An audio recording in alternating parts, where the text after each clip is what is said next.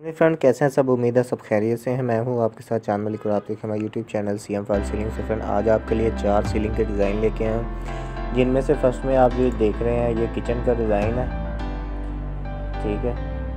और सेकंड में जो डिज़ाइन है ये एक बेडरूम का डिज़ाइन है, जिसकी आप मैच कह सकते हैं 11 बाई 14 की या 10 बाई 14 की। ऐसे ही जो नेक्स्ट डिज़ाइन है ये आप देख सकते हैं कि गली टाइप भी आप इसे कर सकते हैं। वैसे दूसरे पोर्शन की एक सीढ़ी वगैरह ना, उसके ऊपर ये एक गली सी बनी हुई है, उसका डिज़ाइन है। लास्ट में ये एक बेडरूम है जिसकी पैमाइश 14 बाई 14 है, विदाउट कलर में। इंशाल्लाह जैसे कलर हो गया मैं आपके पास ये डिज़ाइन भी लेके आऊँगा। ये देख सकते हैं ये पैलिंग लगाई हुई है, जो फुट का बॉक्स लगा हुआ है ये पैलिंग का है।